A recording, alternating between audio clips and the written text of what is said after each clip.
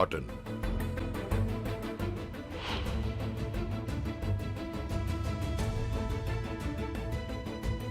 कोल्हापुरातील पंचगंगा नदीची इशारा पातळीकडे वाटचाल, पात्र सोडलेली पंचगंगा ड्रोन कॅमेऱ्यात कैद। रत्नागिरी जिल्ह्यातल्या खेडमधील जगबुडी नदीला पूर, शहरातील गांधी चौकात शिरलं पुराचं पाणी।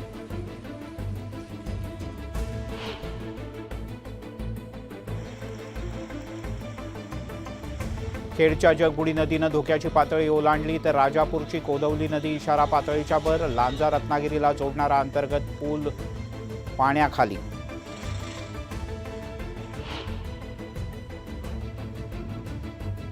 विरारमध्ये सोसाट्याच्या वाऱ्यासह जोरदार पाऊस, गुरुदत्तनगरच्या रस्त्यावर वाऱ्यानं अनेक झाडं कोसळली, वाहतुकीसाठी रस्ता बंद। नवी मुंबईत मुसळधार पावसाची हजेरी, तुर्भे महापे रस्ता पाण्याखाली।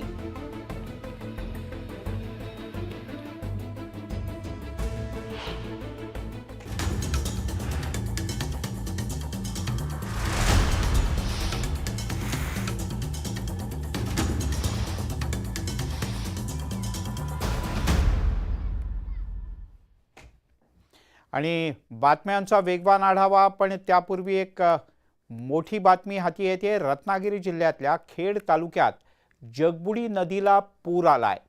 या क्षणाची महत्त्वाची अपडेट। मात्र जगबुडी नदीच्या काठोकाठ असणाऱ्या 10 ते 15 झोपड्यांमधल्या कुटुंबांना धोका निर्माण झालाय।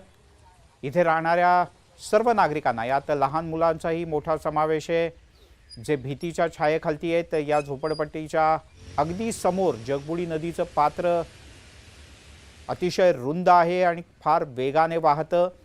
या सगळ्यांचं हे सगळेजण आता भीतीच्या सावटाखाली आहेत। नदीची पाणी पातळी झपाट्यानं वाढली तर यांच्या घरांना धोका निर्माण होऊ शकतो। रत्नागिरी जिल्ह्यातल्या सर्वात मोठी नदी असलेल्या जगबुडी नदीने धोक्याची पातळी ओलांडलेली आहे। खेड शहरात देखील पूर रेषा ओलांडलेली आहे। माझ्या पाठीमागे आपण नदीचं पात्र आहे, दुथडी वाहते, पाण्याला प्रचंड वेग आहे। पण सगळ्यात महत्वाची गोष्ट काय आहे तर आपण या बाजूला बघू शकतो की नदीला लागूनच या ठिकाणी असणारी जी झोपडपट्टी आहे, या जवळ 15 ते 20 झोपडपट्ट्या या ठिकाणी आहेत आणि अगदी समतोल पाणी जे आहे ते तिथे आहे। आता नदीची पाण्याची पातळी 8.55 मीटर दिसते। मात्र ती जेव्हा 10 किंवा 11 वरती जाते, 12च्या वरती जाते, त्यावेळेला शहरात पूर भरतो आणि ही अख्खी झोपडपट्टी देखील पाण्याखाली जाते। आपण जर पाण्याचा वेग बघितला आणि जर या ठिकाणी असणाऱ्या झोपडपट्ट्या बघितल्या तर खरंच या झोपडपट्ट्या यामध्ये लहान लहान मुलं आहेत, 15 ते 16 कुटुंब राहतात। त्यामुळे त्यांचा देखील जो जीव आहे तो टांगणीला लागलेला आहे। मध्यरात्री जर पाऊस पडला तर यांना रेस्क्यू ऑपरेशन करून काढावं लागतं आणि 2 वर्षापूर्वी झालेल्या अतिवृष्टीत देखील या झोपड्या वाहून गेल्या होत्या। अशा पार्श्वभूमीवर प्रशासनाने त्यांची तात्काळ कायमस्वरूपी स्थलांतराची जी भूमिका आहे ती बजावली पाहिजे, ती गरजेची आहे। कारण लहान लहान मुलं देखील या झोपडपट्टीत असल्या कारणामुळे नक्कीच यांच्या जीवाला देखील धोका यामुळे निर्माण झालेला पाहायला मिळतोय। चंद्रकांत बनकर, न्यूज 18 लोकमत, खेड, रत्नागिरी। रत्नागिरी जिल्ह्यातल्या खेडमधील जगबुडी नदीनं धोक्याची पातळी ओलांडली आहे। त्यामुळे नदीच्या पुराचं पाणी आता थेट खेड शहरामध्ये शिरलंय। दगडी नदीचा पूर हा थेट खेड शहरात पोहोचलाय। शहरातील गांधी चौक हा प्रसिद्ध चौक आहे। पत्रिक मोहल्ला या ठिकाणी सुद्धा जगबुडी नदीच्या पुराचं पाणी पोहोचलंय। याचा सविस्तर आढावा घेतला आमचे प्रतिनिधी चंद्रकांत बनकर यांनी।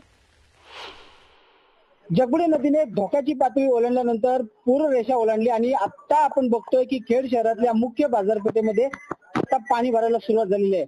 एकंदरीतच आज दुपारपासून पूर भरण्याची शक्यता आहे। जगबुडी नदीचं पाण्याची पातळी आता 10 मीटरपेक्षा जास्त झालेली आहे आणि आता या ठिकाणी आपण बघितलं तर संपूर्ण दुकानातील माल काढता काढता जगबुडी नदीचं पाणी हे आता संपूर्ण खेड शहरात पाहायला मिळते। व्यापाऱ्यांची जी आहे ती त्या बाजूला धावपळ कशी झालेली पाहायला मिळते। हे जर या ठिकाणी पाणी भरत आहे आणि पाणी भरताना जेव्हा वाचवता येईल या ठिकाणी व्यापाऱ्यांकडून घेतलं जातं. आपण बघू शकतो की काही गोण्या आहेत त्या देखील आता पाण्यात भिजलेल्या आहेत. कारण आता जगबुडी नदीचा पूर आता खेड शहरामध्ये शिरलेला आहे आणि ही जी पाण्याची पातळी आहे ही आणखी वाढण्याची शक्यता आहे आणि नागरिकांना या ठिकाणी प्रशासनाने सतर्कतेच्या सूचना दिलेल्या आहेत. चंद्रकांत बनकर, न्यूज 18 लोकमत, खेड रत्नागिरी. त्यामुळे रत्नागिरी जिल्ह्यात पावसाचा धुमाकूळ आपण पाहतो आहोत, पण रायगड जिल्हा आणि मुंबईत लागून असलेलं ठिकाण म्हणजे नवी मुंबईचं बेलापूर आणि त्या पुढचा पनवेलपर्यंतचा भाग.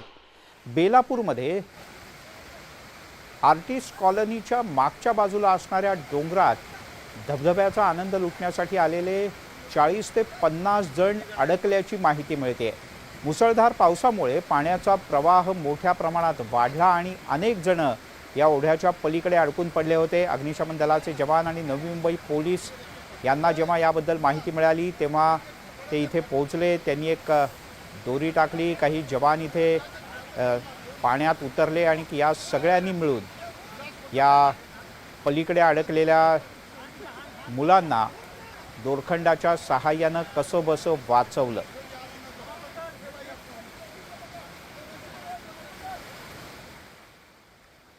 वारंवार पोलीस आवाहन करत असतात अशा धोक्याच्या ठिकाणी जाऊ नका, जीव धोक्यात घालू नका, पण तरीही काही अतिउत्साही लोक जातात आणि मग अशांना वाचवल्यानंतर मिळतो पोलिसांचा प्रसाद.